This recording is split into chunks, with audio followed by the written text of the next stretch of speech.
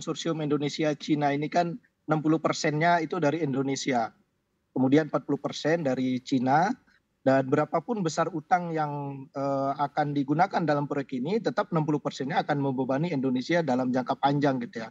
Nah, dan memang seperti tadi, pembengkakan ini kan tidak hanya faktor non teknis ya, ada faktor teknis yang menurut saya perencanaannya yang boleh kita katakan tidak tuntas. Seperti tadi yang harusnya di jalur yang dilalui di situ ada banyak sutet ya yang harus direlokasi, tapi itu tidak pernah direncanakan.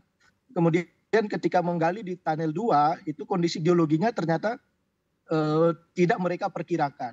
Nah ini kan konyol kita dalam perencanaan bagaimana tanpa adanya studi pendahuluan tentang kondisi geologi dan lain sebagainya.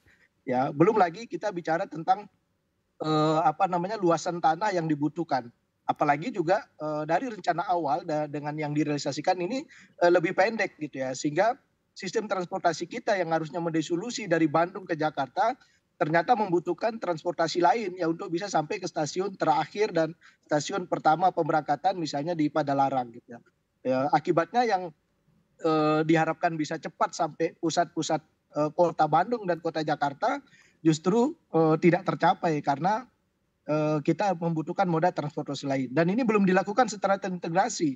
Nah solusinya juga menurut saya keliru. Misalnya ada wacana dari Menko Marinvest gitu ya untuk menutup kereta Parahayangan gitu kan. Itu yang sudah ini sengaja ditutup kemudian supaya penumpangnya beralih ke kereta cepat.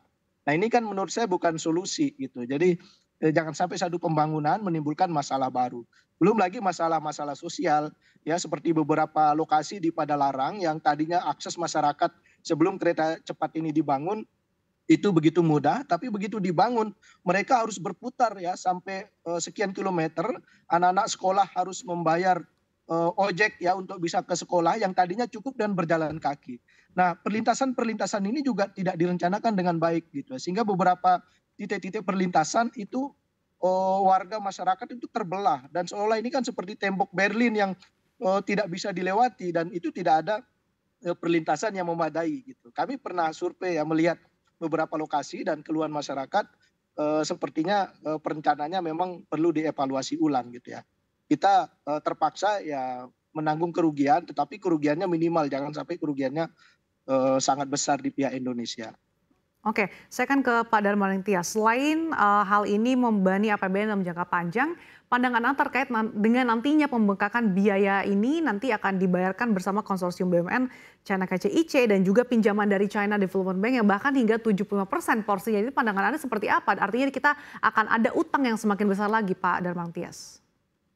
Ya, gini, kalau pembangunan infrastruktur transportasi itu biasanya kalau investasinya besar itu dampaknya itu pada soal tarif.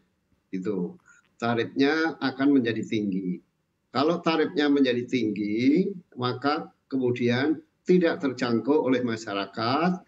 Nah, akhirnya negara harus mensubsidi. Jadi memang implikasi dari pembengkakan anggaran itu nanti ke depannya itu tetap aja pada pembebanan terhadap keuangan negara gitu. Jadi misalkan katakanlah nanti konsorsium mampu mengembangkan pendapatan dari dari non tarif, misalkan ada iklan-iklan, dugaan saya itu belum mencukupi untuk menutup operasionalnya gitu. Sehingga kalau kita bicara soal pengembalian investasinya, mungkin memang investasinya tidak akan balik gitu. Sehingga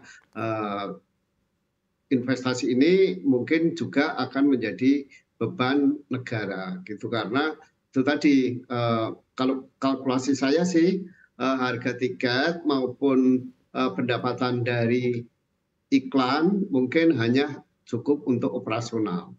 Sementara investasi yang besar kan mestinya juga harus balik. Nah, ini artinya, masalahnya. Perkiraan pembalikan modal hingga 38 tahun dengan proyeksi tarif 350.000 ini tidak bisa menutupi atau bahkan tidak bisa balik modal, Pak Darmaning Tias. Saya selalu mengatakan begini, kalau pemerintah itu juga membangun jalan tol alternatif atau jalan tol baru, rute Jakarta-Bandung, lalu orang yang menggunakan mobil akan memilih menggunakan mobil pribadi daripada naik kereta cepat, maka tarif 350 tampaknya agak susah dijual Oke. gitu. Karena apa? Karena yang bisa membayar itu adalah mereka yang bermobil. Tetapi yang bermobil itu tadi dia akan memilih naik bis yang bisa point to point. Nah, kalau misalnya tarifnya diturunkan menjadi 150 misalnya, mungkin akan punya banyak peminat, tetapi tentu efeknya pengembalian modalnya menjadi sangat jauh. Kalau tarifnya tetap dipertahankan 350, orang yang menggunakan kereta api saat ini Argo Parahyangan misalnya, mungkin lebih baik akan, kalau misalnya itu ditutup katakanlah, ya mungkin lebih baik akan menggunakan travel gitu ya. Jadi itu persoalan yang akan dihadapi pada saat operasional nanti. Jadi kalau tarifnya tinggi, kemungkinan yang akan naik sedikit, apalagi kalau ada alternatif jalan tol yang bisa lebih cepat daripada menggunakan kereta cepat. Oke, tentunya soal alternatif pilihan transportasi ini akan menjadi concern juga bagi masyarakat. Lalu Pak Suryadi, bagaimana nantinya kalau misalkan kita belajar dari pengalaman LRT Palembang dan juga Jakarta yang memakan biaya fantastis, tapi dikhawatirkan akan membuat penumpang sepi. Bagaimana agar proyek ini bisa tetap menarik, tapi PSO-nya ini tidak begitu terlalu tinggi, Pak? Ya, jadi masalahnya juga tidak hanya di harga tiket ya pada kereta cepat ini. Masalah yang menurut saya cukup berat itu orang ketika menggunakan kereta cepat dia harus membutuhkan transportasi lain tambahan. Ya, karena stasiun misalnya di Padalarang, untuk sampai ke Padalarang dari pusat kota Bandung kita membutuhkan transportasi tambahan dan ini juga membutuhkan biaya. Kemudian sampai ke Jakarta, kalau dalam rencananya itu stasiun terakhirnya di Duku Atas, tapi kan hanya sampai Halim. Nah dari Halim itu tidak ada transportasi yang terintegrasi sampai ke pusat-pusat keramaian di Jakarta. Sehingga memang problemnya selain karena tiketnya misalnya kalau dibuat normal saja itu tidak cukup membuat para penumpang tertarik karena ada pengeluaran lain untuk sampai ke terminal keberangkatan dan stasiun keberangkatan dan stasiun